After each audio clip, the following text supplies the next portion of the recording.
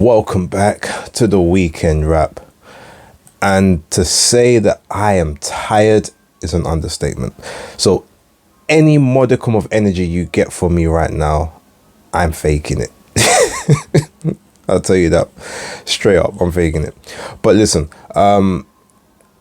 normally when you have these like real late night cards and everything's going on, I normally do these closer to like sort of 2-3 in the afternoon, and I just put them out a bit later. You know, I get a chance to rest and I even get to go to the gym or whatever. Today I'm actually going to watch Creed 3 in a few hours, so I didn't have a chance to do all of that.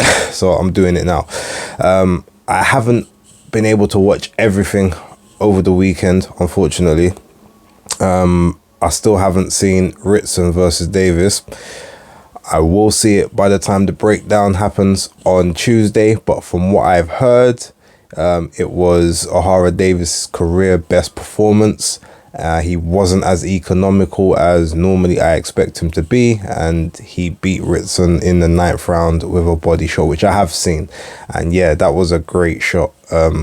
I guess Ritson was just taking a beating systematically prior to that, and it was just like, nope, I can't take the beating no more, and that one hurt. But before we kind of get into the rest of the weekend stuff, let's take it back to what day was it? Friday, when Murat Gassiev faced Mike Balogun in Russia. Actually, shout out to Rob Tebbett, because he's the reason I even found out the fight was happening, and it was free to air on YouTube, just through Russian YouTube, which was kind of cool, actually, to be honest. Sometimes when you don't know what the commentator's not saying, like, you just watch it for what it is. I didn't really watch a lot of the undercard, to be fair. I was trying to watch some other programs, catch up on some stuff on Netflix as well. But yeah, it was, the thing is, I knew sort of Mike Balogun. I've seen a few of his fights prior to that one. I know, I guess the most noticeable one is the one against Trey Lippy Morrison. Now, I thought, okay, this would be a pretty decent test for Gassiev at heavyweight. You know, you got a guy that's undefeated, loads of knockouts on the record.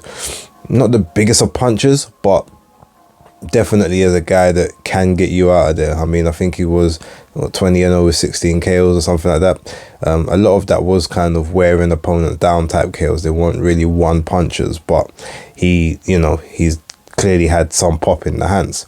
And for the first round, I mean, he was doing extremely well. It looked like Gassiev still doesn't necessarily like southpaws. He was very tentative, sort of, but he was just applying steady pressure, steady front foot pressure. Not really committing to anything, just literally kind of seeing what Balogun had. And at that point, you've got Mike sort of, you know, he's trying to initiate contact. He's, every time Gassiev's trying to step in, he's stepping in behind his jab. He's trying to throw the backhand to, you know, to land. Gassiev's staying just out of range enough to kind of not get caught with anything significant. But yeah, he's at this point, it looks like he's just assessing what's going on. Now, there's been some controversy regarding what happened in the second round with the knockout. So there's a motion, it looks, where some people have said it looks as if Murat Gassiev has motioned to Balogun to step this way in order for me to be able to set up my shot. No, I mean, like, if you look at other Gassiev fights, if you've seen other boxers, there was actually some other there was boxing on the, what's it called, the Showtime card, you know, Figaroa and Exile, and there was even one during the what card was it, the zone one, the Mexico card, where guys do that. It's not for them to tell their opponent where to move. It's literally, it's them resetting and sort of almost shaking out their hands without doing a tell that their arms are tired from being up in a certain position.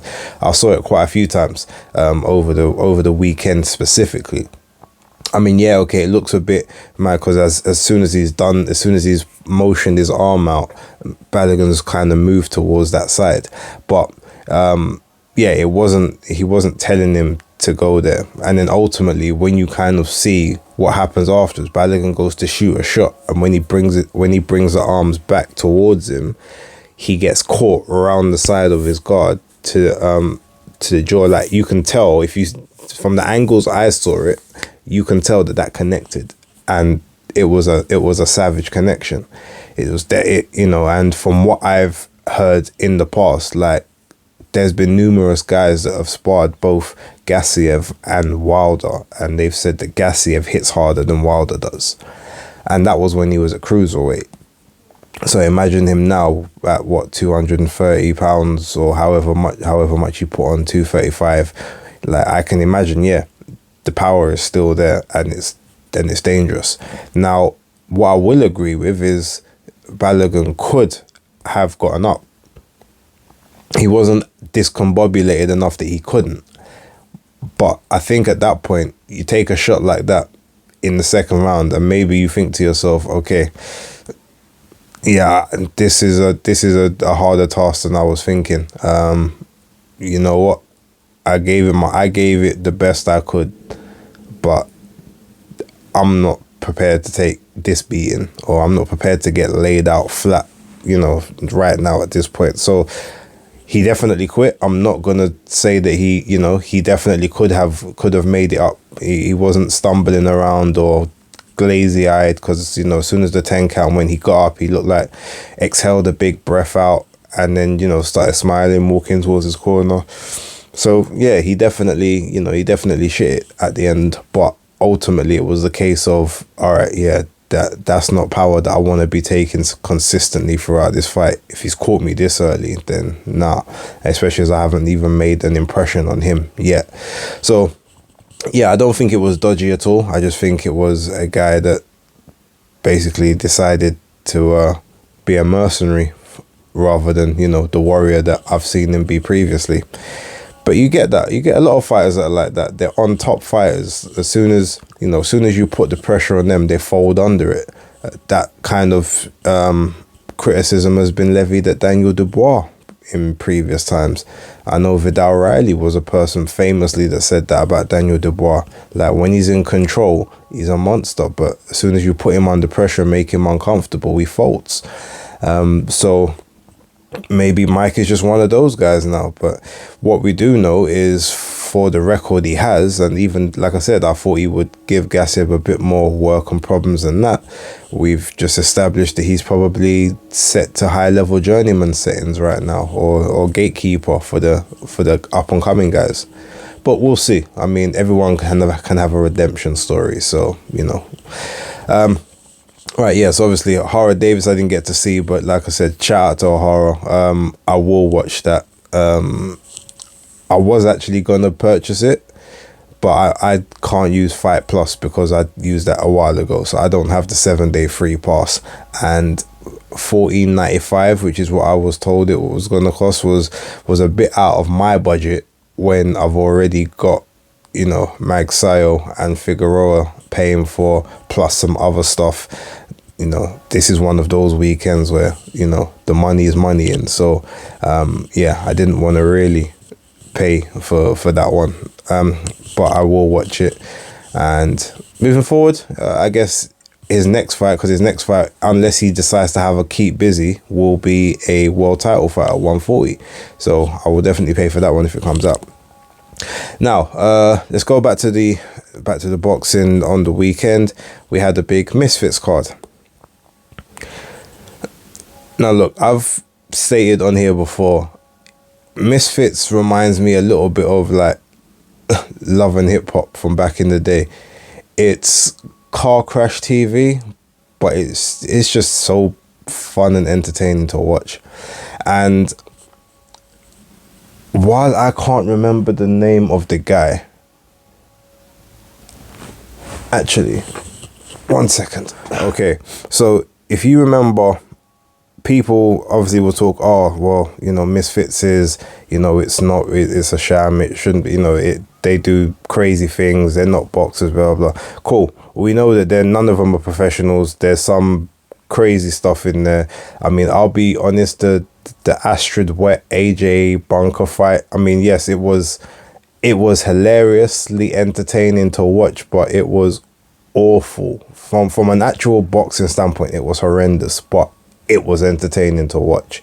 And I think at the end of the day, that's all Misfits is about. If it's entertaining, it doesn't matter if it looks good. You know what? The tag team boxing thing, sign me up. I'm not even gonna lie to you. I was talking with Danny from Fight Fan TV. I said, yo, if you can get yourself down to around about 200, let's do it at heavyweight. Me and you against any two Misfits guys.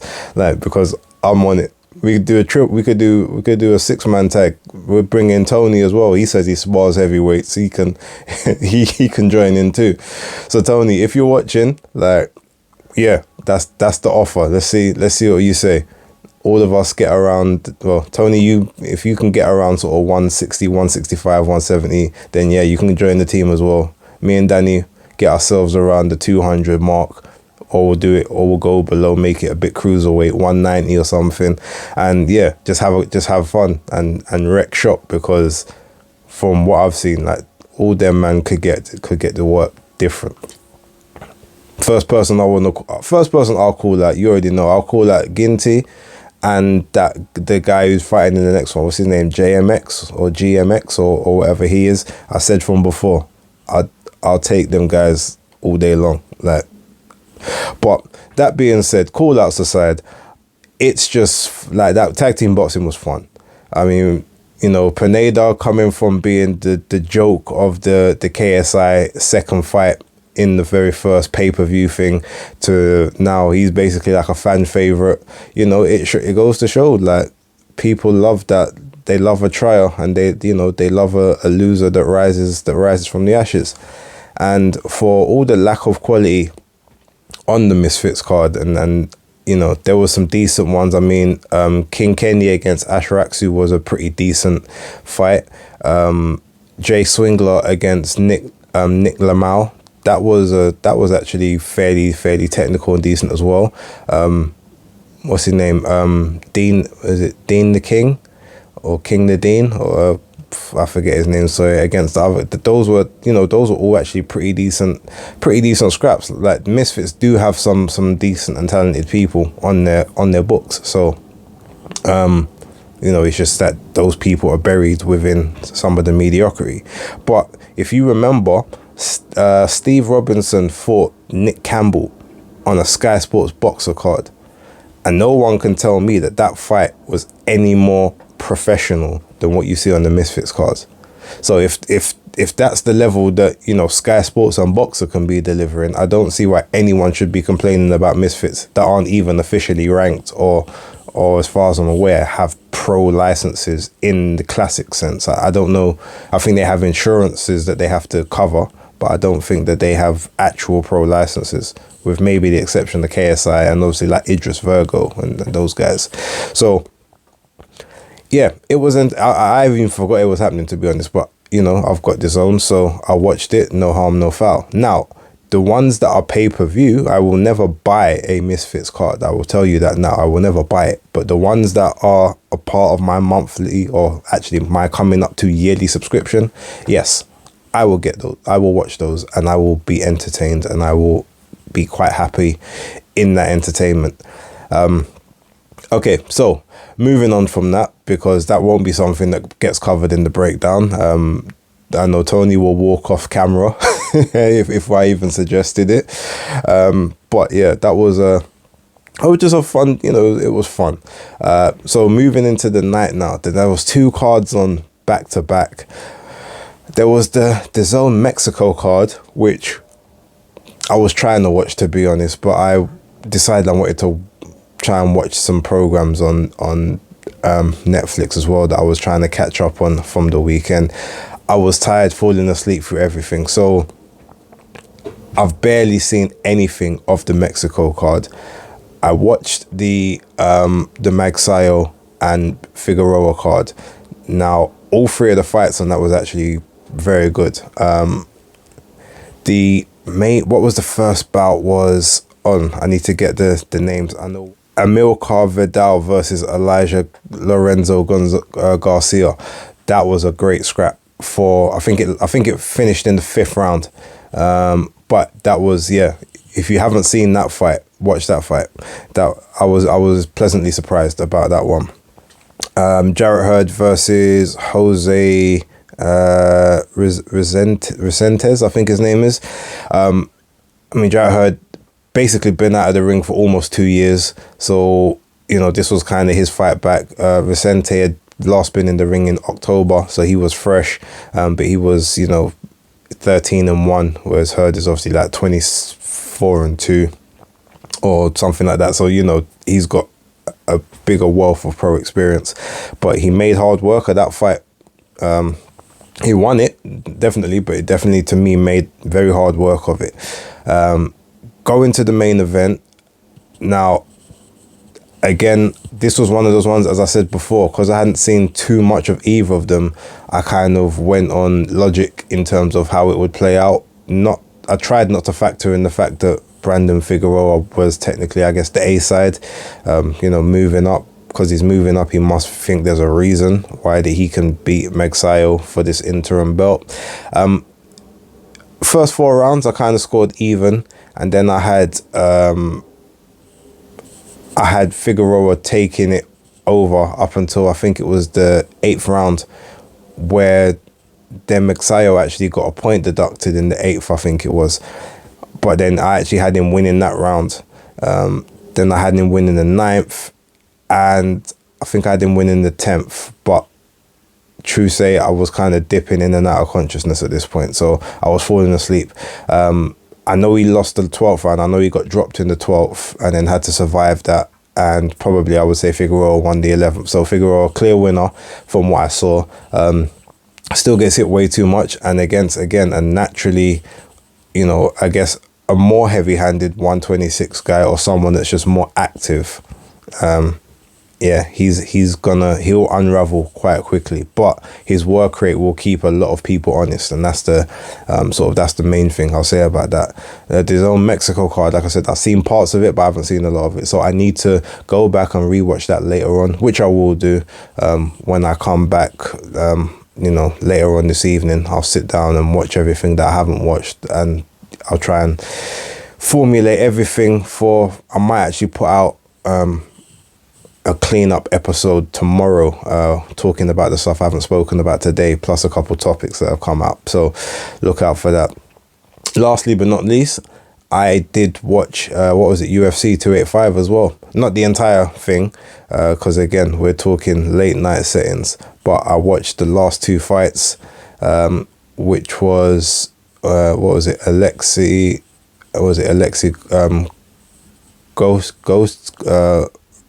Rosa, basically Mexican, against Valentina Shevchenko, who's like the longest reigning, I think it's flyweight champion in the UFC, and yeah, she got beat.